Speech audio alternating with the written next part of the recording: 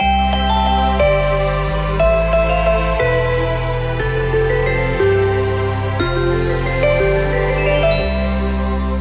दोस्तों, Drona career institute Kota के online YouTube platform पर मैं दौलत शर्मा, फैकल्टी ऑफ बायोलॉजी, आपका हार्दिक स्वागत करता हूं। हमारे ऑनलाइन प्लेटफॉर्म पर जेट, ICR, BHU, AAO की ऑनलाइन क्लासेज उपलब्ध हैं। हम कल जिस टॉपिक की बात कर रहे थे वो पादप कार्य की प्लांट फिजियोलॉजी था, पादप कार्य की। और इसमें हम जिस टॉपिक की बात कर रहे थे वो था पहला यूनिट, जिसको बोला था हमने कल प्रकाश संश्लेषण। प्रकाश संश्लेषण, तो हम इसकी बात कर रहे थे। कल हमने इसका बेसिक फंडा देखा था पूरा का पूरा। आज इस टॉपिक को हम आगे बढ़ाते हैं थोड़ा सा। तो कल हम जो बात कर रहे थे देखते हैं। तो कल हम महत्वपूर्ण वैज्ञानिकों तक पहुंचे थे। महत्वपूर्ण वैज्ञानिक, कल हमने सबको देखा था, इसके बेसिक फंडों के बारे में समझा था पूरा का पूरा।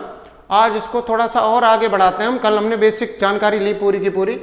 तो हमने कल जो देखा था प्रकाश संश्लेषण जो टॉपिक है उसमें पादप अपना क्या बनाते हैं, भोजन। और भोजन के लिए हमने जो चर्चाएं की थी, भोजन मतलब रोटी बनानी थी, मतलब आटा चाहिए था, पानी चाहिए था और क्या चाहिए थी, गैस। पादप के पास ये तीनों चीज़ें होनी चाहिए थी। आटा मतलब CO2 था, कल हमने चर्चा की थी। पानी मतलब H2O था और गैस मतलब ATP मतलब ऊर्जा के अणु चाहिए थे। तो CO2 की रिक्वायरमेंट को पूरा कहाँ से करेगा पादप, वातावरण से ले लेगा, मतलब आटा आ गया। पानी की पूर्ति कहाँ से करेगा, मृदा से करेगा, मतलब मृदा आ गई। और ATP पादप के पास नहीं होते हैं ना, क्यों? क्योंकि ये ना तो वातावरण से ले सकता है ना ही मृदा से ले सकता है। तो ATP पादप को खुद को बनाने पड़ेंगे। तो जैसे ही पादप के पास गैस मतलब ATP आ जाएंगी, तुरंत पादप अपना क्या बना लेगा, भोजन बना लेगा।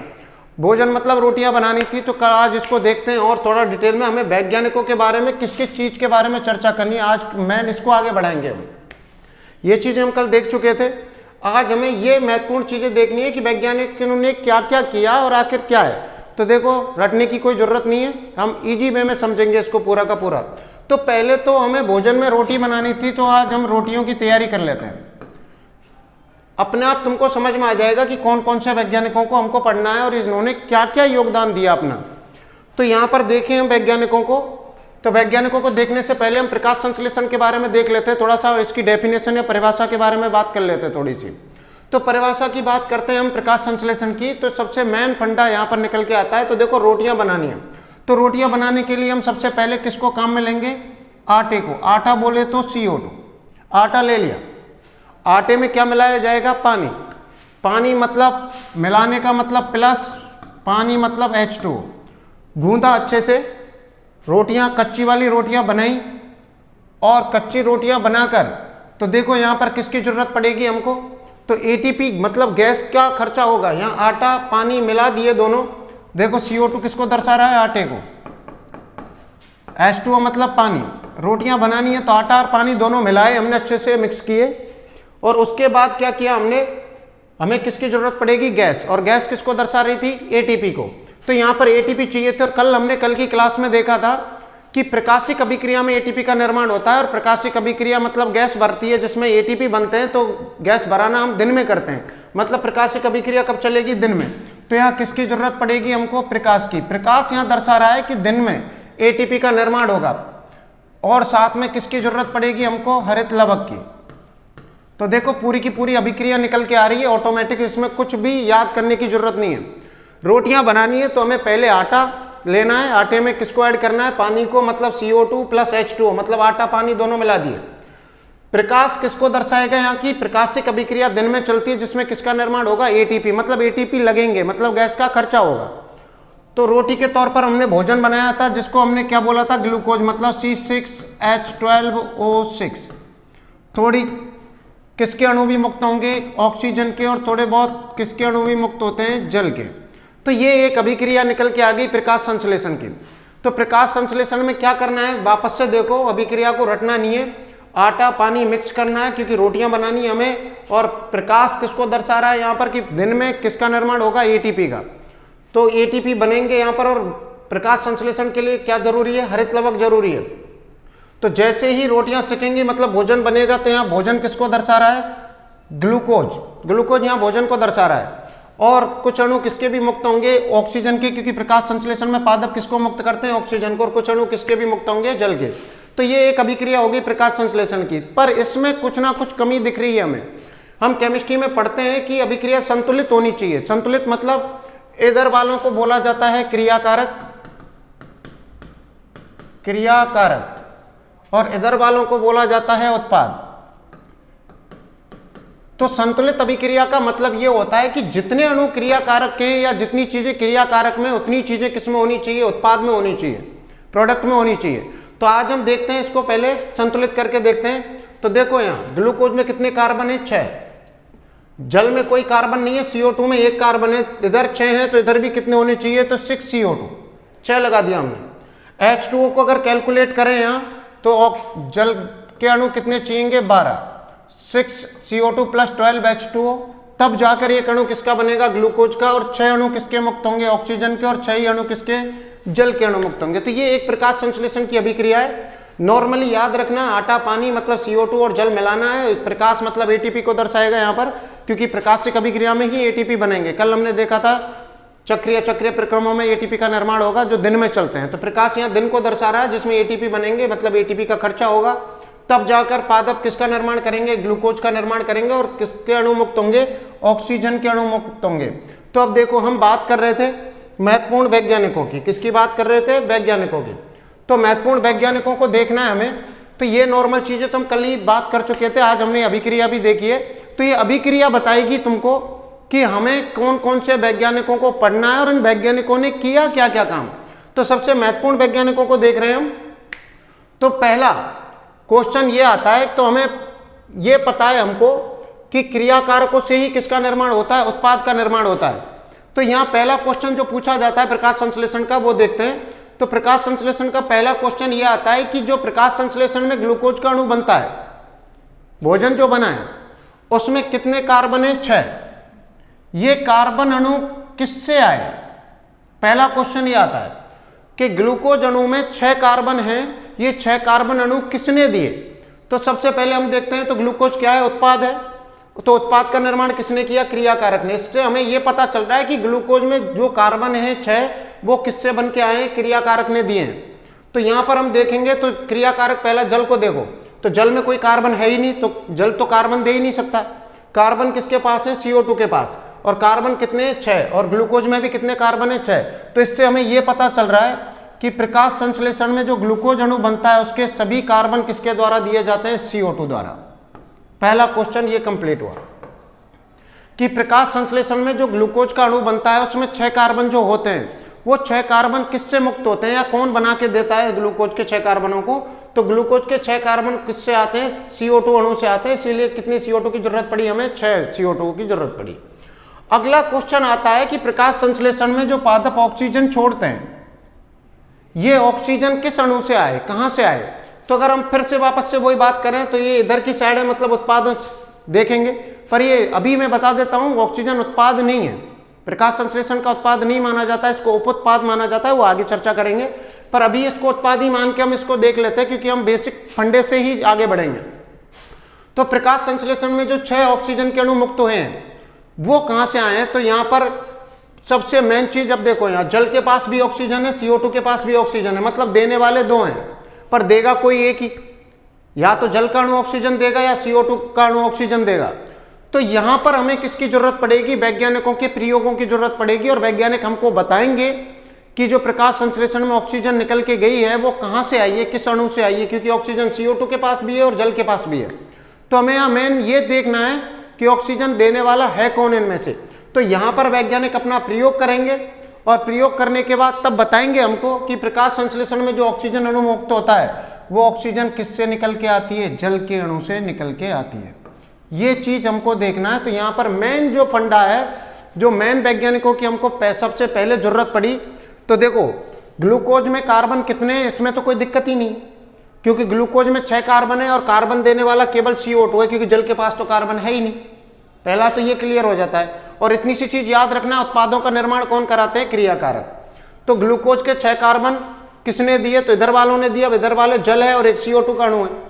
तो जल के पास तो कार्बन है ही नहीं, कार्बन किसके पास है, CO2 के पास है। तो इसका मतलब ये तो सीधा सीधा फंडा आ गया कि ग्लूकोज के जितने भी कार्बन है, 6 कार्बन है, वो किसने दिए? CO2 ने। अब बात आती है ऑक्सीजन की, तो यहाँ ऑक्सीजन में ये लोचा हो जाता है कि ऑक्सीजन देने वाला जल भी हो सकता है और ऑक्सीजन देने वाला कौन भी हो सकता है? CO2, क्योंकि दोनों के पास ऑक्सीजन है। तो यहाँ पर हमें वैज्ञानिकों की जरूरत पड़ेगी, वैज्ञानिक अपने प्रयोग करेंगे और तब जाकर हमें पता चलेगा कि प्रकाश संश्लेषण में जो ऑक्सीजन मुक्त हुई है वो कहाँ से आई है? जल से। तो ये यहाँ पर 2 क्वेश्चन बनने के चांस सबसे ज्यादा होते हैं इस अभिक्रिया से। तो अभिक्रिया में कुछ नहीं है, या तो डायरेक्ट याद कर लो, इतना मैंने बता ही दिया कि कौन कौन होंगे इधर। तो आटा पानी मिक्स किया, रोटी बनानी है हमको, आटा पानी मिक्स किया, तो इतना ध्यान रखना 6 CO2 और 12 H2O के अणु काम में लिए जाते हैं, तब जाकर ये ग्लूकोज बनेगा। हमें ये ग्लूकोज बनाना है मेनली, और 6 ऑक्सीजन के अणु मुक्त होंगे और 6 जल के अणु मुक्त होंगे। तो यहाँ पर हम ये अभिक्रिया सबसे इंपॉर्टेंट है प्रकाश संश्लेषण की, ये हमें आगे लेके जाएगी कहाँ पर? महत्वपूर्ण वैज्ञानिकों पर। तो वैज्ञानिकों की बात करें हम, तो वैज्ञानिकों को देखो, वैज्ञानिकों को देखते हैं। तो सबसे पहला वैज्ञानिक, तो देखो ऑक्सीजन का केस सॉल्व करेंगे। अब इससे ये तो पता चल गया हमें, तो ऑक्सीजन का लोचा चल रहा है अभिक्रिया से। तो ऑक्सीजन का लोचा सबसे पहले खत्म करने के लिए जो वैज्ञानिक आया वो आया वॉन नील। वॉन नील वैज्ञानिक का नाम है, ये आया सबसे पहले। इसने ऑक्सीजन के लोचे को खत्म किया सबसे पहले। और इसने क्या किया? तो वॉन नील ने किस पर काम किया? सल्फर जीवाणु पर काम किया, सल्फर जीवाणु पर। और हम कल की क्लास में ये देख चुके हैं कि पृथ्वी पर सबसे पहले प्रकाश संश्लेषण भी किसने किया था? जीवाणु ने। तो जीवाणु भी प्रकाश संश्लेषण करते हैं। तो ये देखते हैं हम कि सल्फर जीवाणु ने प्रकाश संश्लेषण किया, तो कैसे किया? तो ये हमको वॉन नील ने समझाया। तो वॉन नील ने समझाया कि सल्फर जीवाणु होते हैं, ये प्रकाश संश्लेषण करते हैं और प्रकाश संश्लेषण में ये ग्लूकोज बनाते हैं। तो किस तरीके से ग्लूकोज बनाते हैं? तो इन्होंने, वॉन नील ने बताया कि प्रकाश संश्लेषण जब सल्फर जीवाणु में होता है तो सल्फर जीवाणु आटे के तौर पर किसको काम में लेते हैं? CO2 को ही काम में लेते हैं। हम बेसिक से समझेंगे, CO2 काम में लेते हैं। दूसरी चीज क्या चाहिए हमको? जल चाहिए, H2O। तो सल्फर जीवाणु की एक खासियत होती है कि ये जल को काम में नहीं लेता है, ये जल की जगह किसको काम में लेता है? सल्फर के यौगिक मतलब H2S को काम में लेता है। जैसे ही CO2 और जल को काम में लिया इसने, तो सल्फर जीवाणु ने क्या बनाया? C6H12O6। क्योंकि कार्बन की तो कोई दिक्कत ही नहीं है, ये तो CO2 देंगे तो यहाँ 6 CO2 आ जाएंगे, तो ये तो हम पहले से ही जानते हैं पूरा का पूरा, तो पूरा संतुलित करने की जरूरत नहीं है। या हम केवल ये देख रहे हैं कि ऑक्सीजन कहाँ से आई। तो ये चीज सल्फर जीवाणु के बारे में वॉन नील ने बताया कि ये जब प्रकाश संश्लेषण करता है तो किसके अणु को काम में लेता है? CO2 को। आटा काम में लेता है, पर पानी की जगह ये किसको काम में लेता है? H2S को। ये पादप और सल्फर जीवाणु के प्रकाश संश्लेषण में अंतर भी है, थोड़ा ढंग से देखना। तो जल की जगह H2S काम में लिया और क्या बना लिया? ग्लूकोज। और ग्लूकोज बनने के बाद जब इन्होंने देखा कि ये कौन सी गैस मुक्त करते हैं, तो इन्हें पता चला कि ये कौन सी गैस मुक्त करते हैं? सल्फर। इसीलिए इनको सल्फर जीवाणु बोला जाता है। तो अब समझो, यहाँ पर अच्छे से समझना पूरा का पूरा फंडा। ये सल्फर जीवाणु की पूरी रिएक्शन है प्रकाश संश्लेषण की। तो अब देखो यहाँ पर, इससे ये पता चल रहा है हमको कि सल्फर जीवाणु CO2 को काम में ले रहे हैं और जल की जगह किसको काम में ले रहे हैं? H2S को। H2S को जब ये काम में ले रहे हैं तो ग्लूकोज तो बन रहा है, पर कौन सी गैस मुक्त हो रही है? सल्फर। इससे ये पता चल रहा है कि H2S से सल्फर निकली। इसका मतलब ये हुआ। तो देखो वहां पर पादपों वाली को देखो वापस से, पादप में CO2 और जल ऑक्सीजन देने वाले, ये 2 में प्रॉब्लम आ रही थी हमको। तो यहां देखो जीवाणु में CO2 तो है, पर CO2 की जगह क्या है? H2। तो वॉन नील ने यह बताया कि सल्फर जीवाणु CO2 को काम में लेते हैं, तो अगर पादपों में ऑक्सीजन CO2 से निकल रही होती तो सल्फर जीवाणु भी क्या निकाल रहे होते? ऑक्सीजन निकाल रहे होते। पर ऐसा नहीं हो रहा। इसका मतलब पादप किसको काम में लेते हैं? H2O मतलब जल को काम में लेते हैं, तो वो क्या निकालते हैं? ऑक्सीजन। और सल्फर जीवाणु H2S को काम में लेते हैं, तो क्या निकालते हैं? सल्फर। ये बताया किसने? वॉन नील ने। तो वॉन नील ने वैज्ञानिकों के सामने रखा कि प्रकाश संश्लेषण में जो ऑक्सीजन मुक्त करते हैं पादप, वो कहां से आती है? जल से आती है। अब जल से कैसे आई? वापस से एक बार और देख लो। ऑक्सीजन देने वाला या तो CO2 है या जल है, 2 हैं, 2 अणु हैं। अब अगर ऑक्सीजन CO2 से निकल के आ रही होती तो सल्फर जीवाणु भी CO2 को काम में लेते, तो यहां भी ऑक्सीजन निकलनी चाहिए थी, पर ऑक्सीजन नहीं निकली। इसका मतलब यह है कि पादप किसको काम में लेते हैं? H2O को। तो क्या निकलती है? ऑक्सीजन। और सल्फर जीवाणु किसको काम में लेते हैं? H2S को। तो क्या निकलती है? सल्फर। तो देखो ये सबसे पहले वॉन नील ने बताया, पर जब वॉन नील ने ये चीज सामने रखी तो वैज्ञानिकों ने इसकी बात नहीं मानी। क्यों नहीं मानी?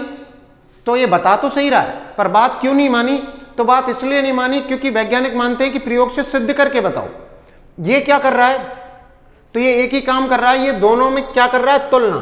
तुलना कैसे हो रही है, तो पादप और जीवाणु की दोनों की तुलना कर रहा है कि पादप CO2 और जल को काम में लेते हैं और जीवाणु, सल्फर जीवाणु किसको काम में लेता है, CO2 और H2S को काम में ले रहा है। तो पादप यहाँ H2S काम में आ रहा है, सल्फर जीवाणु में तो सल्फर निकल रही है, पादप H2O को काम में लेते हैं तो ऑक्सीजन निकल रही है। तो ये तुलना करके बता रहा है कि प्रकाश संश्लेषण में जो ऑक्सीजन मुक्त होती है वो कहां से आती है, जल से। किस पर काम किया, सल्फर जीवाणु पर। तो वॉन नील से जो इंपॉर्टेंट क्वेश्चन बनता है वो क्वेश्चन ये बनता है कि सबसे पहले किसने बताया, ये मैंने, कि सबसे पहले किसने बताया कि प्रकाश संश्लेषण में जो ऑक्सीजन मुक्त होती है वो जल से आती है। ये सबसे पहले किसने बताया था, वॉन नील ने। पर इसको वैज्ञानिकों ने माना क्या, नहीं माना। बता सही रहा है पर वैज्ञानिकों ने 100% सहमति नहीं दी। क्यों नहीं दी, क्योंकि ये क्या कर रहा था, तुलना कर रहा था पादपों में और सल्फर जीवाणु में। इतना समझ में आ गया होगा कि पादप H2S की जगह H2O काम में लेते हैं, तुलना इस तरीके से कर रहा है। H2S काम में लेंगे तो सल्फर निकलती है और H2O काम में लेंगे तो क्या निकलेगी, ऑक्सीजन, जो कि पादप निकालते हैं। ये तुलना करके बता रहा है, बता सही रहा है, पर वैज्ञानिकों ने इसकी बात नहीं मानी। अब आगे देखते हैं। तो वैज्ञानिकों ने ऑक्सीजन का अभी प्रॉब्लम सॉल्व नहीं हुई है। अगले वैज्ञानिक आते हैं नंबर 2, रूबेन,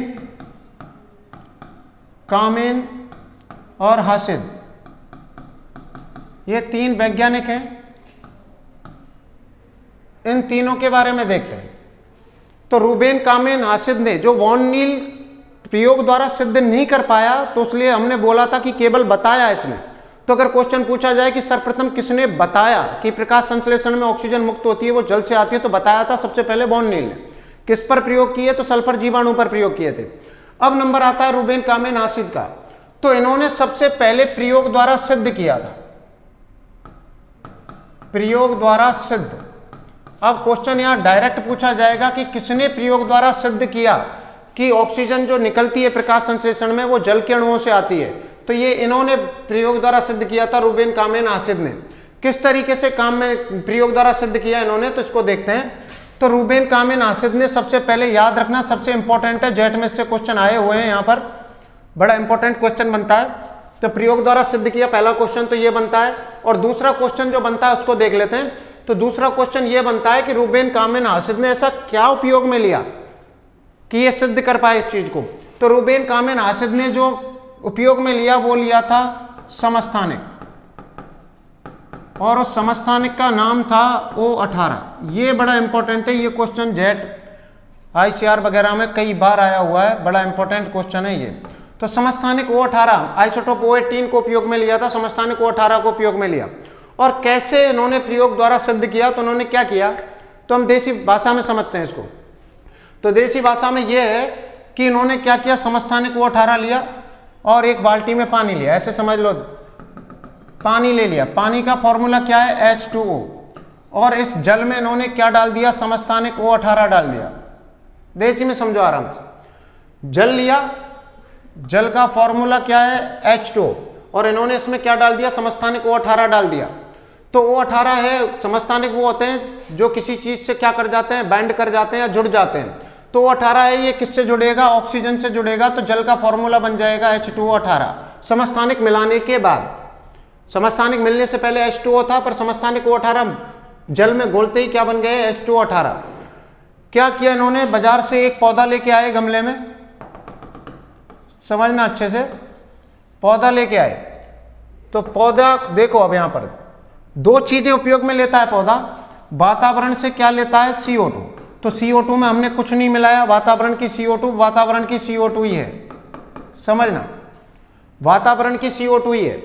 पर इन्होंने जो अब इस पौधे में पानी देना है वो कौन सा पानी उपयोग में लिया इन्होंने, H2O18 वाला, H2O18 वाला पानी इस गमले में दे दिया। तो जब इस पादप ने प्रकाश संश्लेषण किया और जब ऑक्सीजन निकाली इन्होंने, तो जब ऑक्सीजन निकली प्रकाश संश्लेषण के दौरान, तो इन्हें पता चला कि इस ऑक्सीजन में भी कौन सा समस्थानिक है, O18 उपस्थित है।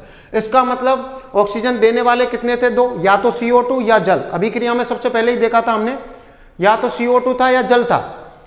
तो अब देखो यहाँ पर CO2 में हमने कुछ नहीं मिलाया, वातावरण से लिए पादप ने, और जल में हमने क्या मिला रखा है, समस्थानिक O18 मिला रखा है। तो जो पादप ने ऑक्सीजन निकाली उसमें क्या उपस्थित है, समस्थानिक O18 उपस्थित है। इससे हमें यह पता चलता है कि जो ऑक्सीजन निकली है वो ऑक्सीजन कहाँ से आई है, जल से। तो इन्होंने सर्वप्रथम प्रयोग द्वारा सिद्ध किया था रूबेन कामिन असिद ने कि प्रकाश संश्लेषण में जो ऑक्सीजन निकलती है वो कहाँ से आती है, जल से आती है। और इन्होंने किस समस्थानिक को उपयोग में लिया था, O18। ये क्वेश्चन कई बार आया हुआ है, बड़ा इंपॉर्टेंट क्वेश्चन है, ध्यान रखना है इसके बारे में। अब रूबेन कामिन असिड की अभिक्रिया को अगर देखा जाए तो अभिक्रिया को चेक कर लेते हैं। तो अभिक्रिया में देखो, प्रकाश संश्लेषण की अभिक्रिया मैंने बताई थी अभी, 6CO2 प्लस 12H2O पर इन्होंने यहाँ पर क्या मिला दिया, O18, मतलब समस्थानिक 18 मिला हुआ है। तो ये मैंने लगा दिया। क्या चाहिए, प्रकाश चाहिए और क्या चाहिए, हरित लवक चाहिए। क्या बना, C6H12O6 प्लस 6 अणु किसके मुक्त हुए, ऑक्सीजन। और ये हमने देखा ऑक्सीजन में भी क्या है, O18 है, मतलब ये 18 प्लस 6 किसके अणु मुक्त हुए, जल के। तो यहाँ पर हमें ऑक्सीजन का फंडा देखना है, तो यहाँ समस्थानिक औरों में मत शो करो भले। तो यहाँ पर देखो, वापस से देखते हैं, ये इधर वाले कौन हो गए उत्पाद, इधर वाले कौन हो गए क्रियाकारक। तो वापस से समझ लो, ऑक्सीजन को खत्म कर लेते हैं पूरा मामला। तो ऑक्सीजन के बारे में देखते हैं। तो ये ऑक्सीजन जो मुक्त हुई है कहाँ से आई है, तो देखो ऑक्सीजन देने वाले फिर से दिख रहे हैं दोनों, पर यहाँ पर देखो समस्थानिक किसके पास है, जल के पास है। और ऑक्सीजन में भी समस्थानिक है या नहीं है। तो इससे पता चल रहा है कि जो प्रकाश संश्लेषण में ऑक्सीजन मुक्त हुई है वो कहाँ से आई है, जल के अणु से आई है। तो ये रूबेन कामिन असिड ने प्रयोग द्वारा सिद्ध करके बताया, मैंने भी तुम्हारे सामने प्रयोग किया है। तो प्रयोग द्वारा सिद्ध करके बताया कि प्रकाश संश्लेषण में जो जल ऑक्सीजन के अणु मुक्त होंगे वो कहाँ से आएंगे, जल के अणुओं से आएंगे। तो ये चीज ध्यान रखनी है। तो 2 क्वेश्चन हो गए यहाँ पर, 2 क्या 3 क्वेश्चन हो गए। तो पहला क्वेश्चन ये बनता है कि सर्वप्रथम किस वैज्ञानिक ने बताया, तो बताया पर ध्यान फोकस करना। तो सर्वप्रथम किस वैज्ञानिक ने बताया कि प्रकाश संश्लेषण में ऑक्सीजन जो मुक्त होती है वो जल से आती है। तो सर्वप्रथम बताया था किसने, वॉन नील ने। और इसने किस पर काम किया था, सल्फर जीवाणु पर काम किया था। पर इसने तुलना की थी, तो इसने कोई प्रयोग द्वारा सिद्ध नहीं कर पाया है। अगला क्वेश्चन आता है, प्रयोग द्वारा सिद्ध किसने किया, तो किसने किया था, रूबेन कामिन असिड ने किया था कि ऑक्सीजन जो निकलती है वो जल से आती है। और इन्होंने प्रयोगों में किसको उपयोग में लिया, तो समस्थानिक O18 को उपयोग में लिया था। ये वेरी इंपॉर्टेंट क्वेश्चन है, ध्यान रखना। समस्थानिक O18 को उपयोग में लिया और ये इन्होंने समस्थानिक O18 और ये प्रयोग करके इन्होंने समझाया। तो वैज्ञानिकों को पता चला कि ऑक्सीजन जो मुक्त होती है कहाँ से आती है, जल से। तो ये ऑक्सीजन का लोचा खत्म हुआ। और ऑक्सीजन के लोचे के लिए ये ध्यान रखना, ये अभिक्रिया बड़ी इंपॉर्टेंट है, अभिक्रिया को ध्यान रखना। और कुछ नहीं है, आटा पानी मिलाओ, ग्लूकोज बनाओ, ऑक्सीजन निकाल दो। आटा कौन, CO2, जल कौन, H2O। बस इतना याद रखना। एक ग्लूकोज बनाने के लिए 6CO2 प्लस 12H2O को 12H2O को काम में लिया जाता है, ध्यान रखना। अब उसके बाद हम जो नेक्स्ट वैज्ञानिकों की ओर चलते हैं। तो नेक्स्ट वैज्ञानिक बड़ा ही इंपॉर्टेंट है प्रकाश संश्लेषण को समझने के लिए। ये तो ऑक्सीजन का लोचा था जो खत्म कर लिया हमने, ऑक्सीजन की प्रॉब्लम सॉल्व होगी कि ऑक्सीजन कहाँ से आई है, जल के अणुओं से आती है। अब मेन प्रॉब्लम जो आती है, जो हमने कल देखा था क्लास में, प्रकाशिक अभिक्रिया को अर्नोन ने कितने भागों में बांटा था, 2 भागों में। थोड़ा बैक चलते हैं। प्रकाशिक अभिक्रिया को अर्नोन ने कितने भागों में बांटा था, 2, चक्रीय और अचक्रीय में। मैंने कल तुमसे बोला था कि इस चीज को थोड़ा आज के लिए याद रखना। और वो चीज थी कि जो चक्रीय प्रक्रम देखा हमने, उसमें हमने पढ़ा कि चक्रीय प्रक्रम में कौन काम करता है, PS फर्स्ट। और दूसरा देखा अचक्रीय प्रक्रम, और अचक्रीय प्रक्रम में देखा हमने कौन, PS सेकंड और PS फर्स्ट दोनों मिलके काम करते हैं, मिलकर कार्य। ये देखना है हमको। तो आज यहां पर अब तीसरे वैज्ञानिक की जो जरूरत पड़ रही है, वो हमको क्या समझाएगा, वो ये समझाएगा कि ये PS फर्स्ट क्या है और PS सेकंड क्या है। तो अभी हमें PS के बारे में कोई नॉलेज नहीं है, नहीं पता हमें, पर हमें इतना पता है कि अगर हमें चक्रीय पढ़ना है तो PS फर्स्ट के बारे में पता होना चाहिए। और अगर हमें अचक्रीय पढ़ना है तो किसके बारे में पता होना चाहिए, PS सेकंड और PS फर्स्ट दोनों के बारे में पता होना चाहिए। तो PS क्या बीमारी है, PS फर्स्ट क्या है, PS सेकंड क्या है, ये हमको देखना है बेसिक से पहले। तो अभी हम प्रकाश संश्लेषण पढ़ नहीं रहे हैं, हम क्या देख रहे हैं कि प्रकाश संश्लेषण में जो भी चीज काम आने वाली है उन सबको हम कंप्लीट करते चल रहे हैं। वरना प्रकाश संश्लेषण को तो मैंने पहले पेज में ही बताया कि हमें क्या क्या करना है। तो वहां जो हमें पढ़ना है उस चीज में जो भी काम आने वाली चीजें उनको हम देख रहे हैं। तो हमको अब नेक्स्ट हमको जो प्रॉब्लम आती है वो ये है कि चक्रीय प्रक्रम में PS फर्स्ट काम करता है, PS है क्या बीमारी, चक्रीय प्रक्रम में दोनों काम करते हैं, PS सेकंड PS फर्स्ट, तो ये PS फर्स्ट सेकंड है क्या चीज। तो ये चीज हमको देखनी है और ये चीज बताई थी। थर्ड वैज्ञानिक देखते हैं हम, एमर्सन और अर्नोल्ड। एमर्सन अर्नोल्ड बड़े ही इंपॉर्टेंट वैज्ञानिक हैं, कई एग्जामों में इनसे क्वेश्चन आए हुए हैं, जेट, ICR वगैरह, नीट में भी इससे क्वेश्चन आए हुए हैं, और क्या क्वेश्चन आए वो बाद में चर्चा करेंगे, पहले इनके बारे में समझते हैं। तो एमर्सन और अर्नोल्ड ने क्या किया था तो समझना अब अच्छे से। एमर्सन और अर्नोल्ड ने दो वर्णक तंत्रों की अवधारणा दी थी, दो वर्णक तंत्र। अब देखो, वर्णक तंत्र हिंदी तो समझ में आ रही है। वर्णक को बोलते हैं पिगमेंट, तंत्र को बोलते हैं सिस्टम। कितने हैं? दो। तो एमर्सन अर्नोल्ड ने दो वर्णक तंत्रों की अवधारणा दी थी, दो वर्णक तंत्रों की अवधारणा। इन्होंने दो वर्णक तंत्र बताए थे कि जो पादप का हरितलवक होता है उसमें कितने वर्णक तंत्र होते हैं? दो होते हैं। अब वर्णक का, पिगमेंट का क्या ले लिया? P, सिस्टम तंत्र का क्या ले लिया? S, तो क्या बन गया? PS। क्या बन गया? PS। तो इन्होंने दो बताए थे कि एक PS फर्स्ट होता है और एक कौन होता है? PS सेकंड होता है। दो वर्णक तंत्रों की अवधारणा दी थी इन्होंने, और दो वर्णक तंत्र बताने के बाद इन्होंने और क्या बताया, तो उन्होंने जो अगली नेक्स्ट चीज बताई थी वो देखते हैं हम। तो इन्होंने दो वर्णक तंत्र बताने के बाद क्या बोला वो समझते हैं। इन्होंने ये बताया कि हरितलवक में दो वर्णक तंत्र पाए जाते हैं, PS फर्स्ट और PS सेकंड। अब कहाँ होते हैं वो बाद में चर्चा करेंगे, पहले इनके बारे में बेसिक देखते हैं। तो दो वर्णक तंत्र बताने के बाद इन्होंने जो नेक्स्ट चीज बताई थी कि PS फर्स्ट और PS सेकंड होते हैं। अब यहाँ पर एक चीज समझो, पादप हैं जो प्रकाश संश्लेषण में जो प्रकाश को काम में लेते हैं, जनरली वो प्रकाश किस रंग का होता है? सफेद रंग का। ढंग से समझना। और सफेद रंग कितने रंगों से मिलकर बना हुआ है? 7 रंगों से। और इन 7 रंगों की जो बेनिया, पीनालय, विबग्योर करके तुमने याद किया होगा, आगे हम इसकी चर्चा करेंगे। और तो सफेद रंग को काम में लेता है और इसकी जो तरंग दैर्घ्य होती है, सफेद रंग की जो तरंग दैर्घ्य होती है वो अप्रोक्स होती है 400 से 700 नैनोमीटर। ये पंडा ध्यान रखना, जिसको क्या बोला जाता है? PAR। PAR का मतलब होता है प्रकाश संश्लेषण, प्रकाश संश्लेषण सक्रिय विकिरण।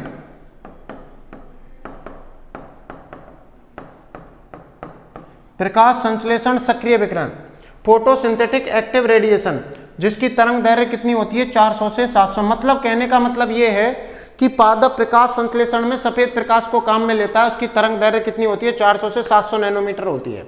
अब प्रकाश का काम क्या है तो अभी आगे जब हम पढ़ेंगे इसको तब देखेंगे पूरा का पूरा कि क्या क्या काम करेगा प्रकाश। पर उससे पहले मैंने दो वर्णक तंत्रों को समझ लेते हैं थोड़ा सा। तो दो वर्णक तंत्रों की अवधारणा जो दी थी वो किसने दी थी? एमर्सन और अर्नोल्ड ने दी थी। इन्होंने बताया था कि हरितलवक में कितने वर्णक तंत्र होते हैं? 2 होते हैं। तो वर्णक तंत्र मतलब पिगमेंट सिस्टम, तो PS आ गया, PS फर्स्ट और PS सेकंड। अब इन्होंने अगली चीज बताई थी कि अगर पादप को इस तरंग दैर्घ्य में से 400 से 700 नैनोमीटर में से, ढंग से देखना, 400 से 700 नैनोमीटर में से अगर 680 नैनोमीटर से अधिक तरंग दैर्घ्य वाला प्रकाश दिया जाए, 680 नैनोमीटर से अधिक तरंग दैर्घ्य वाला प्रकाश दिया जाए तो कौन कार्य करेगा? PS first. ये बताया इन्होंने। और दूसरा बताया इन्होंने PS सेकंड के बारे में। तो PS सेकंड के बारे में बताया इन्होंने कि अगर हरितलवक को कौन सी तरंग दैर्घ्य दी जाए, 680 नैनोमीटर से कम तरंग दैर्घ्य वाली प्रकाश दिया जाए तो कौन काम करेगा? PS सेकंड कार्य करेगा। इधर इस पर ज्यादा पर कौन कार्य करेगा? PS फर्स्ट कार्य करेगा। तो यहां पर समझना अच्छे से।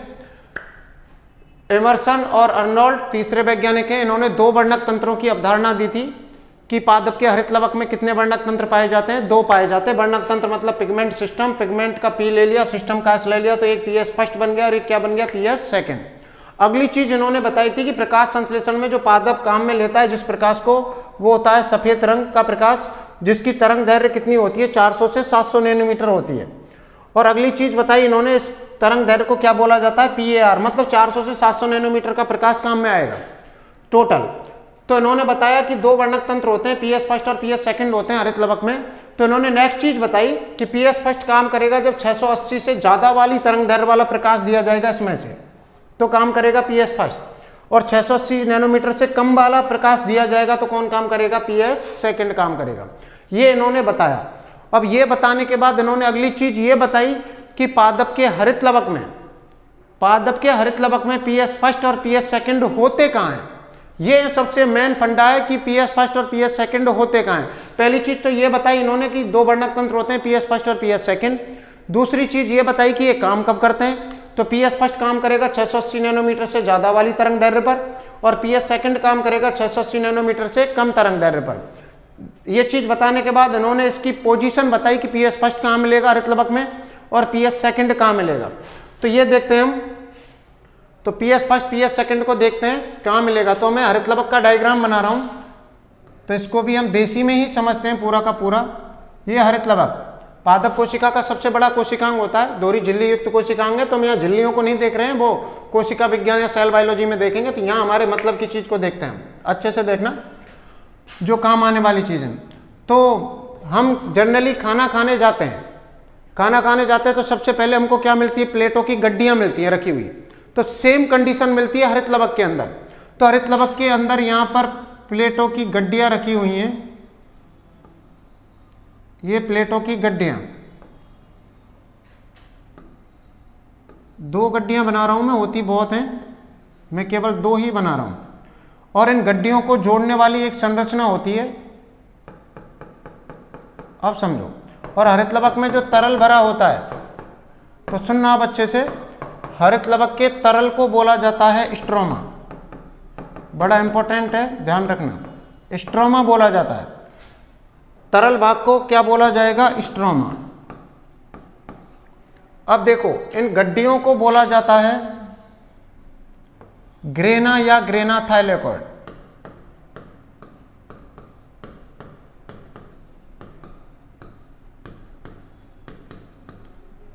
ग्रेना या ग्रेना थाइलेकॉइड, ग्रेना बोल लो या ग्रेना थाइलेकॉइड, वो हम कोशिका विज्ञान पढ़ेंगे, सेल बायोलॉजी, तब तुमको बताऊंगा ग्रेना थाइलेकॉइड और ग्रेना क्या है। तुम तो इतना याद रखो कि जो प्लेटों की गड्डियां रखी हुई हैं उसे बोला जाता है या तो ग्रेना बोल लो या ग्रेना थाइलेकॉइड बोल लो। और दो गड्डियों को जो जोड़ने वाली संरचना होती है ये, इसको बोलते हैं स्ट्रोमा थाइलेकॉइड। स्ट्रोमा थाइलेकॉइड,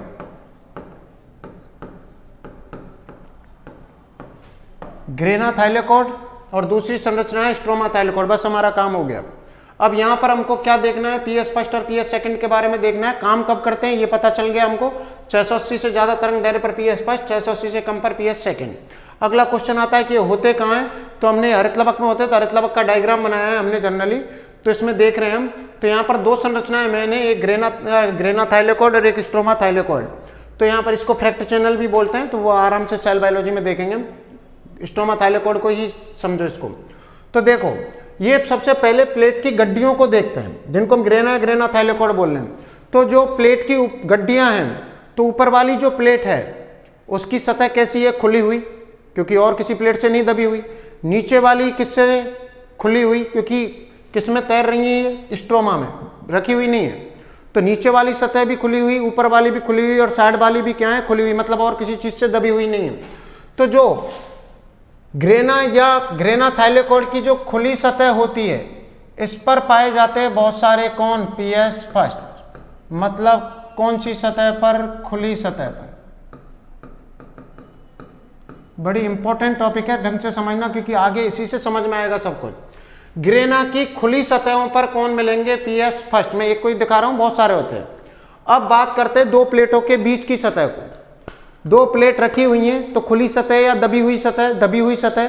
तो ये रही, ये जो दबी हुई सतह हैं, जो यहां है वो यहां होगा।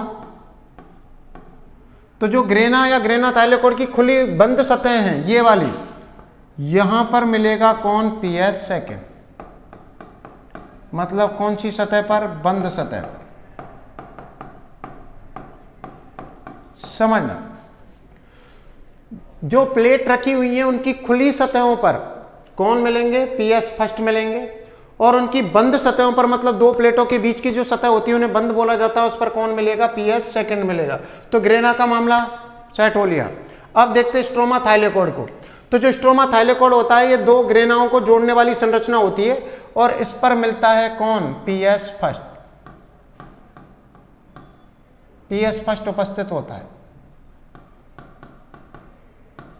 तो सुनना, इससे ये पता चल रहा है हमें कि ग्रेना पर या ग्रेना थाइलेकोइड पर खुली पर पीएस फर्स्ट है और बंद पर कौन है, पीएस सेकंड। मतलब ग्रेनाओं पर फर्स्ट भी मिलते हैं और कौन भी मिलते हैं, सेकंड भी मिलते हैं। पर स्ट्रोमा थाइलेकोइड पर केवल और केवल कौन मिलेगा, पीएस फर्स्ट मिलेगा। तो ये इमर्सन अर्नोल्ड ने क्या बताया, तो वापस से देखो एक बार पूरा का पूरा। इमर्सन और अर्नोल्ड ने दो वर्णक तंत्रों की अवधारणा दी थी। दो वर्णक तंत्र मतलब पिगमेंट सिस्टम मतलब पीएस फर्स्ट और पीएस सेकंड। पहली चीज बताई इन्होंने कि पीएस फर्स्ट और सेकंड कब काम करते हैं, तो हमें टोटल पता है कि टोटल जो प्रकाश संश्लेषण में प्रकाश काम आता है वो सफेद रंग का होता है। इसकी तरंग दैर्घ्य कितनी होती है, 400 से 700 नैनोमीटर। तो 400 से 700 में से जो पीएस फर्स्ट होता है वो कौन से प्रकाश को काम में लेता है, 680 नैनोमीटर से ज्यादा वाले प्रकाश को काम में लेता है। और पीएस सेकंड जो होता है वो कौन से प्रकाश को काम में लेता है, 680 नैनोमीटर से कम वाले प्रकाश को काम में लेता है। पहली चीज ये बताई। दूसरी चीज ये बताई इन्होंने कि पीएस फर्स्ट हरित लवक में कहाँ होता है और पीएस सेकंड कहाँ होता है। तो मैंने तुमको बताया कि हरित लवक में प्लेटें रखी हुई हैं, गड्डियां रखी हुई हैं। गड्डी मतलब बोले तो ग्रेना थाइलेकोइड। तो ग्रेना थाइलेकोइड की खुली सतहों पर कौन मिलेगा, पीएस फर्स्ट मिलेगा। जितनी भी खुली सतह होंगी उस पर बहुत सारे पीएस फर्स्ट होंगे। और जो बंद सतह हैं बीच वाली, ये प्लेटों के मध्य में जो सतह हैं उन पर कौन मिलेगा, पीएस सेकंड मिलेगा। तो ग्रेना पर फर्स्ट भी मिलता है और सेकंड भी मिलता है। खुली पर फर्स्ट, बंद पर सेकंड। बच गया कौन, स्ट्रोमा थाइलेकोइड। स्ट्रोमा थाइलेकोइड मतलब दो ग्रेनाओं को जोड़ने वाली जो संरचना होती है उस पर बहुत सारे कौन मिलेंगे, पीएस फर्स्ट मिलेंगे। ये दो चीजें ध्यान रखनी है। और जो तरल उपस्थित होता है हरित लवक में उसको क्या बोला जाता है, स्ट्रोमा बोला जाता है। ये भी हमारे काम आएगा, इसको भी ध्यान रखना है। तो ये चीज बताई थी इमर्सन और अर्नोल्ड ने कि दो वर्णक तंत्र होते हैं, पीएस फर्स्ट और पीएस सेकंड। एक कब काम करेगा, एक कब काम करेगा। तो एक पीएस फर्स्ट 680 नैनोमीटर से ज़्यादा पर काम करेगा और पीएस सेकंड 680 नैनोमीटर से कम तरंग दैर्घ्य पर काम करेगा। अगली चीज इन्होंने इनकी स्थिति बताई कि हरित लवक में कहाँ होते हैं। तो ग्रेना की खुली सतह पर कौन मिलेगा, पीएस फर्स्ट। और बंद सतह पर कौन मिलेगा, पीएस सेकंड। और स्ट्रोमा थाइलेकोइड जो जोड़ने वाली संरचना है उस पर कौन मिलेगा, पीएस फर्स्ट उपस्थित होगा। इसके बाद इमर्सन अर्नोल्ड ने क्या किया, बड़ा ही इंपॉर्टेंट टॉपिक आ रहा है, अब इंपॉर्टेंट चीज आ रही है। ये सब बताने के बाद इमर्सन और अर्नोल्ड ने एक प्रयोग करके बताया। तो प्रयोग क्या किया इन्होंने, तो क्या प्रयोग किया तो समझते हैं आओ। ये क्वेश्चन कई बार आए हुए हैं, बहुत सारे एग्जामों में आए हुए हैं, तो इसको ढंग से समझना है। तो इनके प्रयोगों को देखते हैं, तो प्रयोगों से बहुत सारी चीजें तुम्हारी क्लियर हो जाएंगी। तो प्रयोग में बताया, क्या बताया इन्होंने, तो एक बार मैं वापस से रिपीट कर रहा हूं प्रयोग समझने से पहले। तो मैंने बताया था तुमको चक्रीय प्रक्रम में कौन काम करता है, पीएस फर्स्ट। और एक बार में कितने एटीपी बनते हैं, 2। वापस से रिकॉल कर लो इसको। चक्रीय प्रक्रम में कौन काम करता है, पीएस फर्स्ट। और एक बार में कितने एटीपी देता है, 2। अचक्रीय प्रक्रम की बात करें जो हमने देखा था कल की क्लास में, तो अचक्रीय प्रक्रम में कौन काम करते हैं, पीएस सेकंड और पीएस फर्स्ट दोनों मिलके काम करते हैं। और एक बार में 2 NADPH2 और 1 ATP मतलब 7 ATP बना के देते हैं। ये दो चीजें ध्यान रखो क्योंकि प्रयोग तभी समझ में आएंगे, इसीलिए मैंने पहली क्लास में ही तुमको जनरल सब कुछ समझाया था। तो यहाँ पर देखो प्रयोग क्या किया इन्होंने। तो इन्होंने प्रयोग करने पर क्या किया कि एक गमले में एक पादप लेके आए और उसको बिल्कुल अंधेरे वाले कमरे में रख दिया जहाँ प्रकाश नहीं है।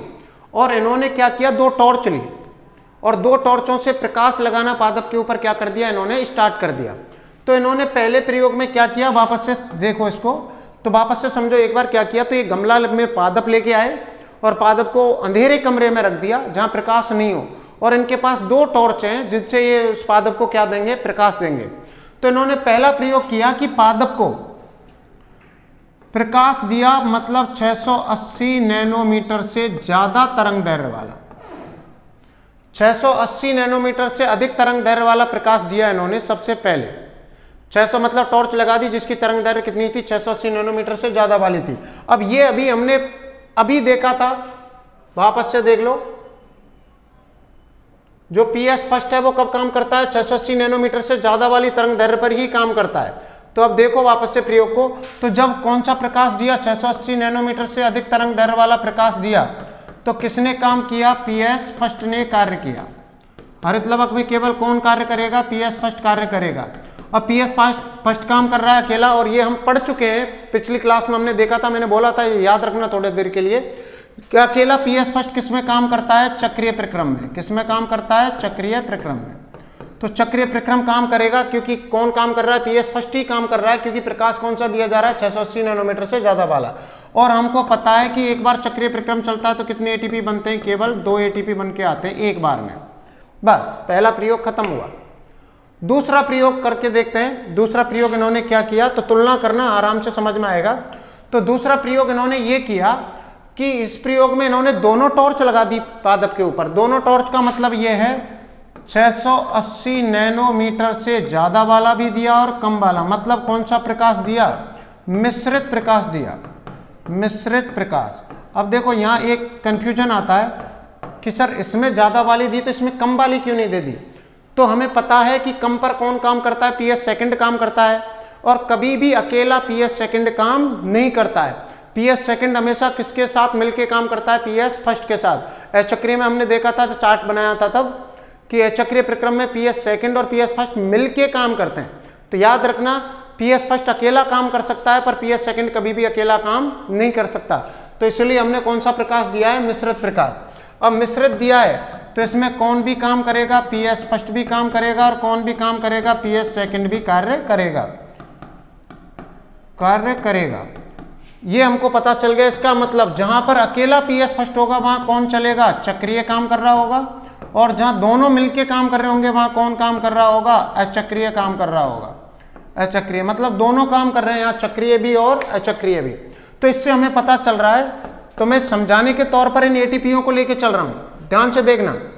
चक्रीय एक बार में कितने एटीपी दे रहा है, 2 एटीपी। अचक्रीय एक बार में कितने दे रहा है, 2 NADPH2 और 1 एटीपी, मतलब कितने हो गए, 7 एटीपी, क्योंकि 1 NADPH2 3 एटीपी के बराबर है। तो ओवरऑल एक बार में अगर हम बात करें तो कितने एटीपी बन के आ गए, 9 एटीपी। तो अब यहाँ पर इनका प्रयोग खत्म हो गया, और लास्ट में किस निष्कर्ष पर पहुंचे वो समझो। एटीपी का मतलब होता है गैस। हम पहली क्लास में देखा था, चार्ट बनाया था तब, आटा पानी गैस लेके चले थे, तो गैस मतलब एटीपी। तो इन्होंने देखा कि जब पहला प्रयोग किया इन्होंने कौन सा प्रकाश दिया, 680 नैनोमीटर से ज्यादा वाला दिया। तो हमें पता है 680 नैनोमीटर से अधिक तरंग दैर्ध्य पर कौन काम करता है, केवल पीएस फर्स्ट। और पीएस फर्स्ट अकेला किस में काम करता है, चक्रीय प्रक्रम में, जिसमें केवल कितने एटीपी बनते हैं, 2। पहला प्रयोग खत्म।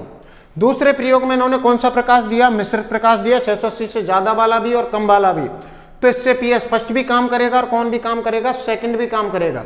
तो जहां अकेले पीएस फर्स्ट होंगे वहां चक्रीय चलेगा, और जहां दोनों मिले हुए होंगे वहां कौन चलेगा, अचक्रीय चलेगा। मतलब एक बार में कितने एटीपी बन के आए, 9 एटीपी। तो मैं कंपैरिजन के लिए मैं एटीपी को लेकर चल रहा हूं।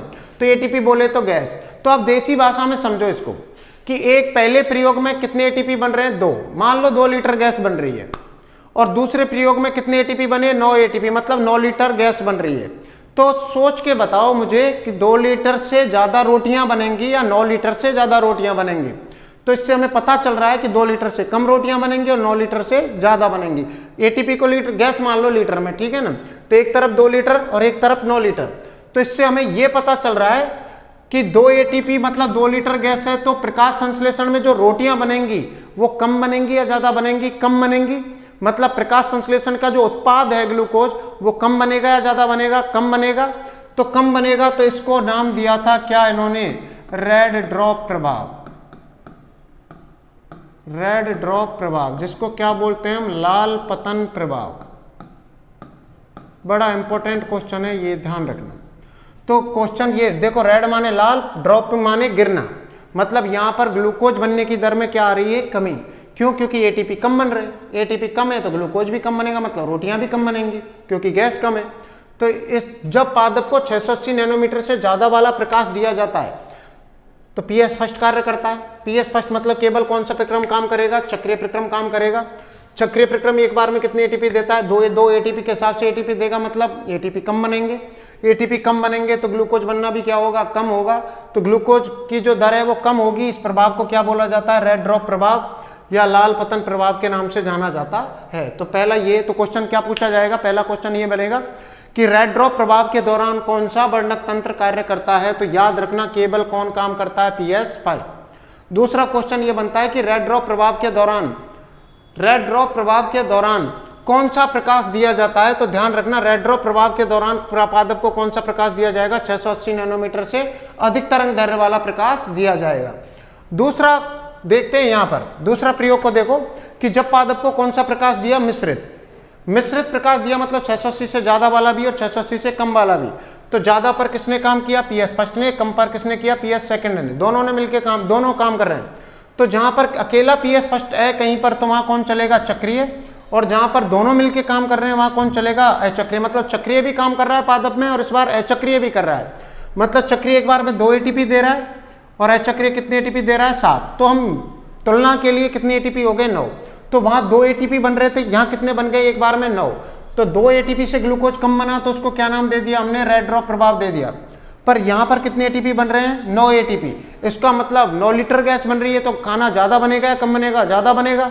तो ज्यादा बनने का मतलब है प्रकाश संश्लेषण के उत्पाद में, उत्पाद मतलब ग्लूकोज में वृद्धि होगी या कमी होगी, वृद्धि होगी। तो इस प्रभाव को इन्होंने नाम दिया था एमर्सन वृद्धि प्रभाव, एमर्सन वृद्धि प्रभाव।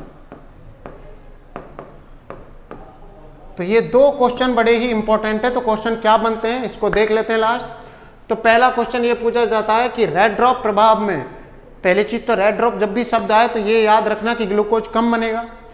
तो क्वेश्चन ये पूछा जाएगा कि रेड ड्रॉप प्रभाव के दौरान कौन सा वर्णक तंत्र कार्य करता है, तो कौन सा वर्णक तंत्र कार्य करता है, पीएस फर्स्ट कार्य करता है। और एक कौन से प्रकाश पर काम करता है, 680 नैनोमीटर से ज्यादा वाले प्रकाश पर काम करता है, ये एमर्सन अर्नोल्ड ने बताया था। तो ग्लूकोज कम बनेगा, उसको रेड ड्रॉप प्रभाव बोल दिया। दूसरा कौन सा प्रयोग किया इन्होंने, मिश्रित प्रकाश दिया, 680 से ज्यादा वाला भी और कम वाला भी। तो किसने काम किया, पीएस फर्स्ट ने भी किया और किसने भी किया, पीएस सेकंड ने भी काम किया। तो जहां अकेले पीएस फर्स्ट काम कर रहे हैं वहां चक्रीय चलेंगे, और जहां दोनों मिलके काम कर रहे हैं वहां कौन चलेंगे, चक्रीय चलेंगे। मतलब ओवरऑल बात करें तो चक्रीय मिला के एक बार में कितनी एटीपी आ गए, 9।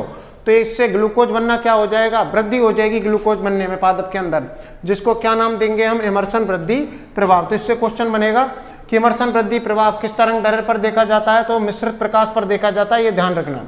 दूसरा, एमर्सन वृद्धि प्रभाव के दौरान कौन कौन से वर्णक तंत्र काम करते हैं, तो कौन कौन से वर्णक तंत्र काम करते हैं, पीएस फर्स्ट भी काम करता है और पीएस सेकंड भी काम करता है। मतलब चक्रीय भी चलेगा और अचक्रीय भी चलेगा। और रेड ड्रॉप में केवल पादप के अंदर कौन चलेगा, चक्रीय प्रक्रम ही काम करता है। तो ये सब कुछ किसने बताया, एमर्सन और अर्नोल्ड ने बताया। तो एक बार वापस से रिवाइज कर लेते हैं एमर्सन अर्नोल्ड को, बड़ा इंपॉर्टेंट है। तो यहाँ पर देखो एमर्सन अर्नोल्ड ने कितने वर्णक तंत्र बताए, दो पिगमेंट सिस्टम बताए। तो पिगमेंट सिस्टम का पीएस ले लिया, एक पीएस फर्स्ट बताया और एक पीएस सेकंड बताया। पीएस फर्स्ट कब काम करेगा, 680 नैनोमीटर से अधिक तरंग दैर्ध्य पर, और पीएस सेकंड 680 नैनोमीटर से कम तरंग दैर्ध्य पर काम करेगा। पहली चीज ये बताई। दूसरी चीज ये बताई कि इनकी हरितलवक में स्थिति कहाँ होती है, तो जो गड्डी रखी हुई है उसकी खुली सतहों पर कौन मिलेगा, पीएस फर्स्ट, बंद सतहों पर कौन मिलेगा, पीएस सेकंड, और जो जोड़ने वाली संरचना है स्ट्रोमा थाइलेकोइड उस पर कौन मिलेगा, केवल पीएस फर्स्ट मिलेगा। ये चीज बताई। हरितलवक के तरल को क्या नाम दिया इन्होंने, स्ट्रोमा नाम दिया। नेक्स्ट देखते हैं इन्होंने प्रयोग किए दो। तो पहला प्रयोग किया 680 नैनोमीटर से अधिक तरंग दैर्ध्य वाला प्रकाश दिया पादप को। तो हमें पता है कि पीएस फर्स्ट काम करेगा, ऊपर देख चुके हैं हम पूरा का पूरा। पीएस फर्स्ट काम करेगा मतलब चक्रीय चलेगा, चक्रीय एक बार में 2 एटीपी देता है, मतलब एटीपी कम बन रहे हैं तो ग्लूकोज भी कम बनेगा, जिसे रेड ड्रॉप प्रभाव दे दिया नाम, लाल पतन प्रभाव दे दिया। दूसरा प्रयोग किया इन्होंने 680 नैनोमीटर से अधिक तरंग दैर्ध्य वाला और कम तरंग दैर्ध्य, मतलब मिश्रित प्रकाश दिया। मिश्रित दिया तो पीएस फर्स्ट ने भी काम किया और सेकंड ने भी काम किया, मतलब चक्रीय भी काम करेगा और अचक्रीय। अब चक्रीय कैसे, कि जहां केवल अकेला पीएस फर्स्ट होगा मतलब चक्रीय, और जहां दोनों मिलकर काम कर रहे हैं वहां कौन होगा, अचक्रीय। मतलब एटीपी ज्यादा बनेंगे, और एटीपी ज्यादा बनेंगे तो ग्लूकोज भी ज्यादा बनेगा। इसको क्या नाम दे दिया इन्होंने, एमर्सन वृद्धि प्रभाव। तो ये मेन पीएस का फंडा क्लियर हो गया। तो अब तुम्हारा प्रकाश संश्लेषण का पूरा बेसिक कंप्लीट है। अब हम प्रकाश संश्लेषण को पढ़ना स्टार्ट करेंगे नेक्स्ट क्लास से, कि अब प्रकाश जो चार्ट बनाया था हमने कहाँ से कैसे स्टार्ट करना है तो वो एक बार देख लो। तो वही सबसे पहले प्रकाश संश्लेषण कितने भाग, 2, प्रकाशिक अभिक्रिया और अप्रकाशिक अभिक्रिया। प्रकाशिक में किसका निर्माण करेंगे, एटीपी का। चक्रीय प्रक्रम पढ़ेंगे, चक्रीय का क्या मतलब है, कैसे एटीपी बनते हैं वो देखेंगे। उसके बाद अचक्रीय प्रक्रम देखेंगे, और उसके बाद हम अप्रकाशिक अभिक्रिया में क्या बनाना सीखेंगे, ग्लूकोज, खाना बनाना सीखेंगे। तो पूरा चार्ट के हिसाब से पढ़ना है। अब तुम्हें कोई प्रॉब्लम नहीं है। प्रॉब्लम ये भी पता चल गया प्रकाश संश्लेषण में मेन रिक्वायरमेंट किसकी, एटीपी की। एटीपी के साथ साथ हमें पता चला कि हमें प्रॉब्लम कहाँ पर आई, पीएस क्या बीमारी है। तो आज हमें पीएस के बारे में भी पता चल गया कि चक्रीय में पीएस फर्स्ट काम करता है, चक्रीय में दोनों काम करते हैं फर्स्ट सेकंड। तो अब हमें पीएस के बारे में भी नॉलेज है। तो अब हमें समझने में कोई दिक्कत नहीं आएगी। तो ये यहाँ तक आज हमने देखा है, नेक्स्ट क्लास में नेक्स्ट देखेंगे। थैंक यू वेरी मच, बहुत बहुत धन्यवाद।